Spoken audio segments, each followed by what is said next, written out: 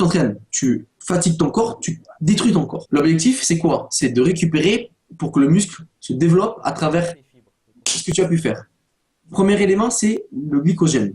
Tu vas restocker tes stocks de glycogène musculaire, sanguin, plus musculaire. Sanguin, plus musculaire. Puisque lorsque tu as un effort, tu peux tomber à 0,8, 0,7 grammes par litre de sang. Hein.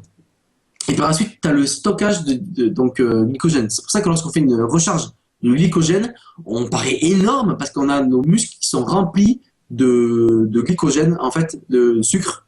Et grâce à ça, en fait, on a une impression d'un muscle hyper dense, hyper développé. Alors que justement, lorsqu'on a peu de glucides, aujourd'hui, par exemple, dans ma diète, j'ai très peu de glucides. J'ai beaucoup de lipides et j'ai pas mal de protéines. Ce qui fait qu'en réalité, j'ai un volume musculaire qui n'est pas énorme. Tu vois, et je m'en fous. En fait, mon volume musculaire, aujourd'hui, je m'en fous.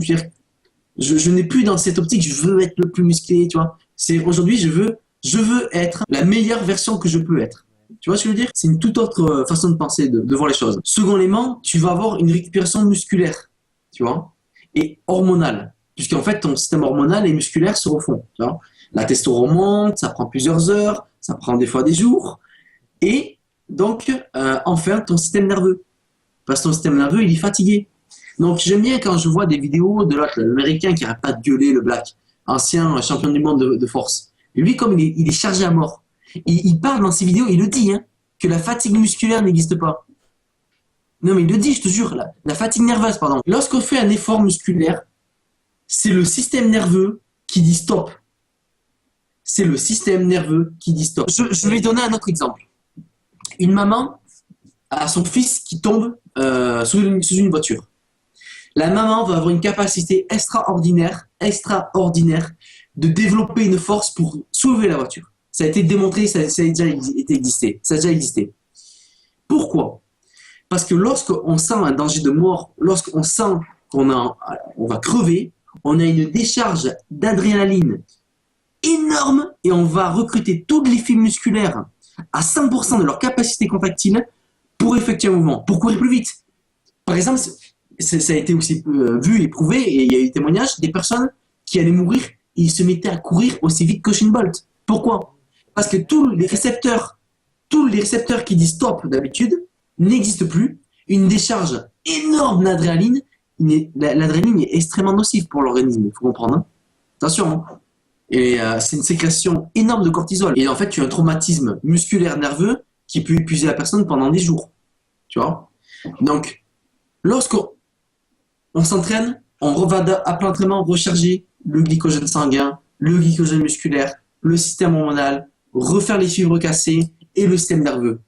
Ça prend des jours. Des fois, quand je faisais mes séances d'entraînement au niveau des jambes, ça me prenait 15 jours avant de refaire mes jambes. 15 jours. Je ne pouvais pas marcher. Et arrivé un moment, au fur et à mesure, c'est tombé à 10 jours, puis à une semaine, et puis après 3 jours. Et pendant un moment, j'ai travaillé 2 fois par semaine mais 2 fois par semaine mes jambes, et j'avais des jambes de ouf. Mais le problème, c'est que je travaillais tellement mes jambes que toute ma capacité de récupération était sur mes jambes. Et ce qu'il y a, c'est que mon haut de physique, et bien, au fur et à mesure, je perdais la qualité. Alors que je m'entraînais tellement dur. Et c'est là que j'ai remarqué une chose, c'est qu'on a une capacité de récupération qu'on ne peut pas augmenter. Donc, j'avais 10 jetons. Au début, je donnais 5 jetons pour la partie haute de mon corps, 5 jetons pour la partie basse. Au fur et à mesure, je donnais 6 jetons pour la partie basse, 4 jetons en haut, 7 jetons en bas, 3 jetons en haut. Et dans la finalité, en réalité, je commençais à perdre tellement que je suis reparti sur une séance d'entraînement de jambes par semaine. Et de nouveau, je remattraquais le haut. Et au fur et à mesure, j'ai rééquilibré, tu vois. En fait, la faculté de récupération, elle peut varier, mais elle ne peut pas augmenter, en fait. C'est ça, Voilà, on la modifie, mais elle ne pourra pas augmenter si tu ne mets pas de corps étranger dans ton organisme, hein, toujours. L'entraînement, toi, est-ce que tu es comme Christophe Bonnefond, lui, il aime bien mettre des glucides à IG haut pendant l'entraînement? Alors en fait, ce qu'il y a, c'est que ça a été toujours scientifiquement prouvé. Moi, je suis un mec super curieux, j'adore les analyses, j'adore la science, tout ça. Je suis très, très, très technophile.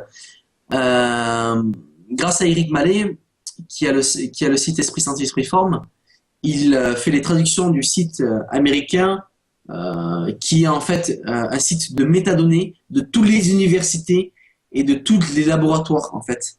Donc, c'est la Bible actuelle sur Internet des données. Entraînement, complément alimentaire, technique d'entraînement, système hormonal, diète, mais t'as tout. Ouais, j'ai T'as vu la tout. description, il est vraiment bien. Le site là, il est vraiment bien. C'est un site de dingue. Donc, et Eric, salut Eric, il le traduit. Et il fait un gros travail, c'est super. Maintenant, il faut comprendre une chose, par rapport à la diète, déjà, il faut jamais arriver sur l'entraînement en ayant mangé. Il faut arriver sur l'entraînement avec au minimum une digestion qui est faite. 2 heures minimum. Parce que il faut comprendre une chose, c'est que notre organisme, son but, c'est la survie. Nous sommes tout. La vie, au sens large, hein, c'est durer, c'est prolonger la vie, c'est la survie. L'objectif numéro un. Dans cette optique-là, lorsqu'on mange, l'objectif du corps, c'est de digérer. Donc, lorsqu'on va faire un effort, tout le système énergétique est dans notre intestin, dans notre estomac, et il s'en branle de devoir contracter le biceps, hein, ou de faire un effort. C'est pour ça que c'est très important de ne pas manger puis aller s'entraîner. On mange, 2 heures plus tard au moins, on part s'entraîner, et maintenant, c'est vrai qu'il est très intéressant, et c'est éprouvé, qu'on peut ajouter dans son entraînement une boisson, c'est-à-dire que l'eau, c'est un minimum. L'eau, c'est un minimum. On est composé de 65 à 70% d'eau. Et si on donne une moyenne générale des organes, ils sont composés à 70% d'eau. Donc, quand tu fais un effort, tu as une oxydation constante. Donc, l'eau, c'est déjà l'élément de base. Maintenant, dans cette eau-là, on va pouvoir ajouter des éléments qui vont être très productifs. Il faut savoir que ça a été prouvé, les BCAA sont des éléments, donc des acides aminés essentiels, qui sont contre la fatigue, pour la récupération et anticatabolique. Donc 2-1-1, c'est déjà très bien. 4-1-1, c'est juste... Non, du tout. C'est-à-dire que la leucine va tout simplement se transformer après en glutamine dans le sang. Il va y avoir des métabolites. Quand tu vas avoir un chiffre très élevé, regarde une chose. Quand tu dis 2-1-1, tu vas avoir sur 5 grammes de BCA, tu as 2,5 grammes de leucine. La leucine, c'est plus important. 1,25 grammes d'isoleucine et 1,25 grammes de valine. Maintenant, si tu prends, par exemple, 8,1,1, dans 5 grammes de BCA, tu vas toujours prendre 5 grammes. Tu vas toujours avoir 2,5 grammes de leucine, mais tu vas avoir moins d'isoleucine et de valine.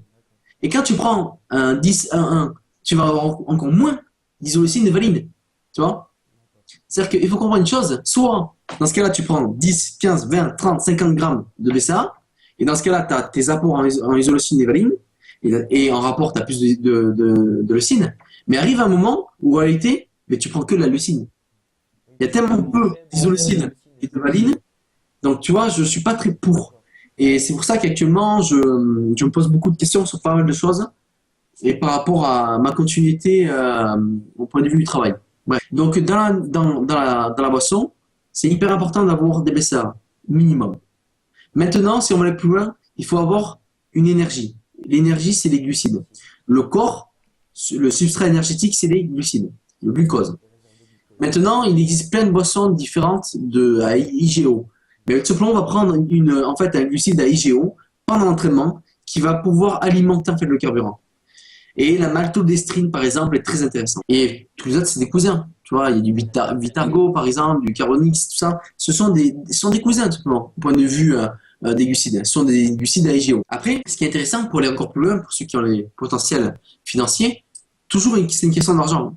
Plus tu as d'argent, plus tu as un potentiel d'avoir des compléments alimentaires de qualité. Moins tu as d'argent, plus tu manges mal. Donc, si tu as un potentiel financier, le PeptoPro. Le PeptoPro, c'est une protéine qui est déjà digérée. Donc, il n'y a aucun effort d'assimilation. C'est-à-dire que le problème, c'est que lorsque tu t'entraînes et tu commences à bouffer une banane ou des biscuits ou des barres énergétiques, c'est de la merde. C'est de la merde parce qu'il faut que tu la digères. Mais lorsque tu prends un aliment qui est déjà prédigéré, tu n'as aucun effort de digestion. Donc là, c'est optimal. Tu vois? Tu prenais pas mal de PeptoPro, toi.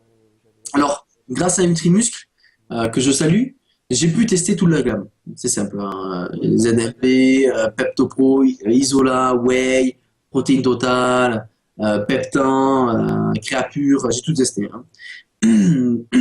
Et en fait, ce qui est intéressant avec le PeptoPro, c'est que c'est la seule protéine avec étude à l'appui toujours. Vraiment, quand je dis quelque chose, c'est que c'est pas que la marque a payé un laboratoire pour dire quelque chose, d'accord? Et que tous les effets négatifs, ils n'en parlent pas. c'est que ce sont des laboratoires indépendants et des études indépendantes. Ça a été scientifiquement prouvé que le Pepto-Pro, c'est la seule protéine anabolisante. Parce qu'en fait, elle est constituée de dipeptides et de tripeptides, qui sont les formes élémentaires des protéines. Donc, tu as des acides aminés, un agglomérat d'acides aminés forme une peptide, un agglomérat de peptides forme une protéine. Et en fait, ce sont les seuls éléments donc, protéiques comme ça qui ont une anabolyse. Tu vois, au point de vue réponse hormonale et au point de vue réponse anabolique. Donc, si on a le potentiel financier, c'est de la Formule 1. Et lorsque tu la mets dans l'entraînement, dès que tu t'entraînes, tu es dans une optique de récupération. Tu vois. Je n'ai pas dit que dans l'entraînement, tu fais du muscle. C'est tu es déjà dans une optique de récupération. Mais le Pepto-Pro, ça fait aussi ça soulage les tendons ou... Alors non, Non, c'est pas ça. c'est le collagène. Le collagène, voilà, c'est le collagène. Collagène. Le collagène, c'est toujours une protéine. En fait, il faut comprendre une chose. Les gens, ils disent, les protéines, je prends pas de protéines, c'est du dopage. C'est du dopage. Mais ce qu'ils n'ont pas compris, c'est que tout leur corps, c'est des protéines. Tout leur corps, c'est des protéines. Quand une testostérone arrive dans une cellule, le récepteur, il est accroché quoi? Il est accroché une protéine. Le muscle, il est fait de quoi? Il est fait d'acides aminés.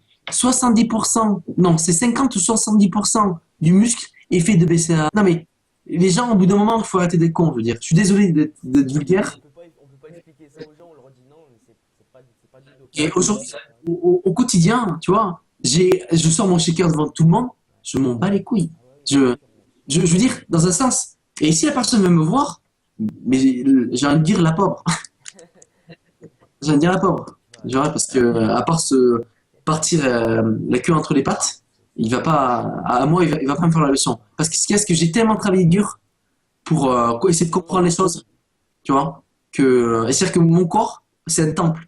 J'ai mes parents qui sont handicapés, je vis avec mes parents parce qu'ils sont handicapés, et ils sortent pas chez eux, ils peuvent pas rouler, ils peuvent pas prendre la voiture. Pour moi, la santé, c'est la base de tout dans la vie. Si tu n'as pas la santé, tu n'as pas la forme, tu n'as pas la capacité de travailler, tu n'as pas la capacité de fonder un foyer, tu n'as pas la capacité d'avancer dans la vie. La santé, c'est la base de tout. Donc pour moi, c'est pour ça que pendant des années, je n'ai pas voulu me doper et j'ai réussi à contrer tous les potes qui me disaient machin truc, toi tu serais un fils de ouf, putain je suis curieux de voir comment tu serais machin truc, et arrête de doper, truc. Parce qu'ils n'ont jamais compris que dans le terme fitness, ça veut dire en fait faire du sport et être en santé. Tu vois. Et quand tu vois toutes les compétitions de muscle fitness, tu vois, des mecs, des gars qui sont avec leurs shorts, mais ils sont dopés à mort, tu vois. Ok, ils ont des très très beaux physiques. Ils ont des très très beaux physiques. Mais ok, mais est-ce que l'idée de fitness, elle y est? Quand je vois par exemple, comment il s'appelle, Simon Panda, quand je vois Ulysse, etc., et qui mettent Natural Life, tu vois, ou Lifetime Natural, et que les mecs, ils sont chargés à mort. Putain, ils ont des cures qui sont chargées d'hormones de croissance, chargées de peptides. Ils ont des cures de testostérone. Ils doivent prendre aussi des stéroïdes anabolisantes ou des stimulants hormonaux. Les mecs, ce sont des pharmaciens ambulantes et les mecs, ils ont le culot de dire, mais tu mets rien tout simplement. Tu mets pas athlète dopé, tu mets athlète, point. On a compris que dans ce milieu, pour avoir ce physique, il faut être dopé. Il faut arrêter d'être con. Et il faut arrêter de se dire, d'être langue de pute, etc. C'est fatigant, c'est fatigant. C'est-à-dire que c'est tout. Tu fais un championnat de France, tu fais une compétition, on le sait tous. La compétition, il y a le dopage dedans, point. C'est interdit. C'est pour ça qu'on n'en parle pas. C'est interdit par la loi, tu vois. Dans certains pays, par exemple, tu pars à l'étranger, quand tu fais une régulation hormonale, par exemple aux États-Unis, aujourd'hui, l'élément phare, c'est la médecine anti-aging. Aujourd'hui, on a une capacité à avoir des rétroactions au niveau des cellules. C'est-à-dire qu'on a une capacité à rajeunir les cellules. Tu vois, pour l'instant, c'était prouvé scientifiquement dans les laboratoires. Le problème, c'est qu'on n'a pas de recul.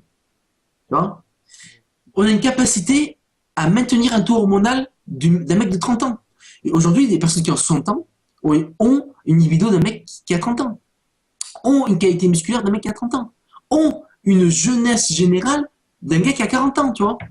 Et ça, potentiellement, c'est possible à travers, donc, ça s'appelle des régulations hormonales, ça s'appelle des thérapies hormonales anti-aging. Aux États-Unis, ça coûte 2500 € par mois. Qui a 2500 € à 5000 € à mettre là-dedans? Pas grand monde, à part des personnes qui sont aisées. C'est toujours un problème de riches, tu vois.